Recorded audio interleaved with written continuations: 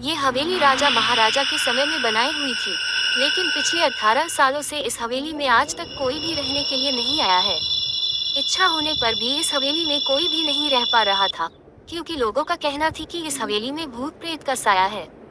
जब अजीत सिंह को इस हवेली के बारे में पता चला तो उसने तय किया कि वो इस रहस्य को जानकर ही रहेगा कि उन लोग इस हवेली में नहीं रह पा रहे हैं। उसने मजबूत इच्छा शक्ति से हवेली में रहने की पूरी तैयारी कर ली। जब उसने हवेली के अंदर जाने के लिए पैर आगे बढ़ाए तो दरवाजे पे किसी अनजान व्यक्ति ने उसे रोक लिया और नजदीक जाके बोले, कौन हो आप और किधर जा रहे हो? अजित सिंह ने जवाब देने के बजाय उसने सामने सवाल किया, जी आप कौन? मेरा नाम अर्जुन सिंह है और मैं यहीं पास में ही रहता हूँ। अजित सिंह ने कहा, ओह अच्छा, मैंने सुना है कि यह एक भूतिया हवेली है और यहाँ कोई नहीं आ पाता है, इसलिए मैं इस हवेली में एक दिन रुकने का फैसला किया है। अर्जुन सिंह ने कहा, जी हाँ, आपने सही सुना है और आप भी अंदर मत जाइए, मेरी माने तो आप भी वापस लौट जाइए, यहाँ बहुत खतरा है। ये सुनकर अजीत सिंह खुश हो गया, जैसे उन्हें कोई लॉटरी लग गई हो। अर्जुन ने उसकी खुशी को देखकर बोला, आप क्यों खुश हो रहे हो? आपको तो भूत का नाम सुनकर डर लगना चाहिए।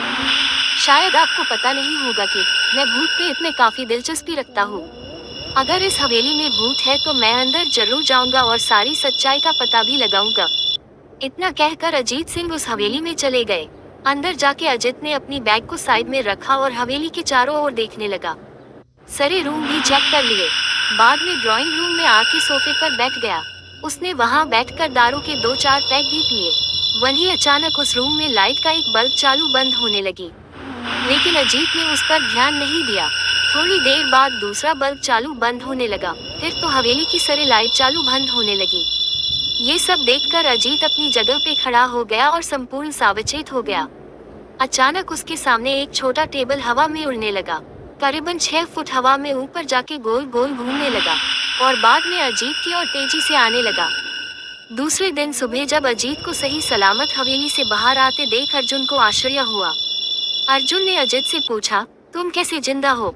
जब अजीत ने अर्जुन को कल रात को घटी घटना को पूरी तरह से बताया और बोला, अब ये हवेली भूतिया हवेली नहीं रही।